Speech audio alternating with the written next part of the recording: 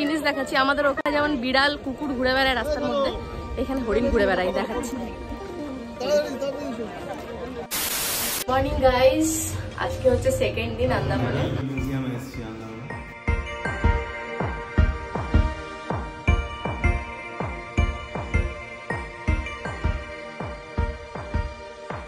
Guys আমরা এখন যাব হচ্ছে রস আইল্যান্ড।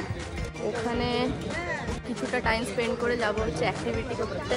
আর এখন আমাদের একটু ওয়েট করতে হবে, কারণ বোট এখনো ফুল হয়নি। ফুল হওয়ার পর তারপর আমরা যাব।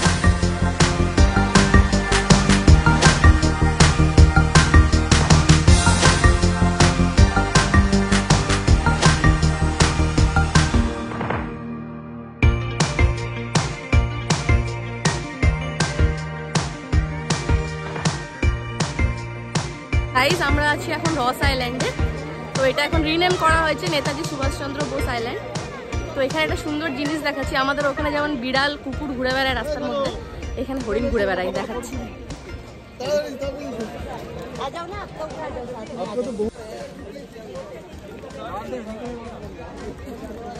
পুরো পোষ্য যেরকম ঘরের মধ্যে কুকুর বেড়াল হয় সেরকম, আর এরা খুবই ফ্রেন্ডলি।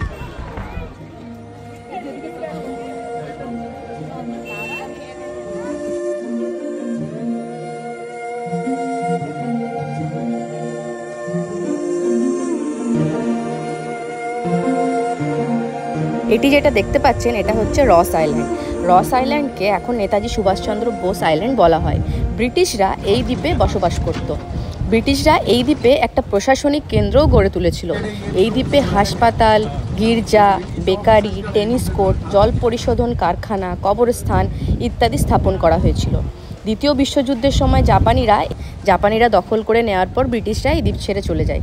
দ্বিতীয় বিশ্বযুদ্ধ শেষ হওয়ার পর এই দ্বীপটি আবার ব্রিটিশদের হাতে আসে। ভূমিকম্পের কারণে এই দ্বীপের বাসিন্দারা ভয়ে ছেড়ে চলে যান। দ্বীপটি পরিত্যক্ত একটা দ্বীপ হয়ে যায়।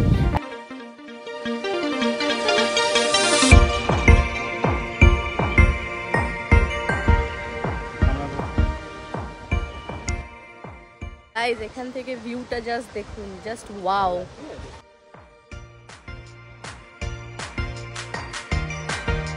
খাওয়া যাক।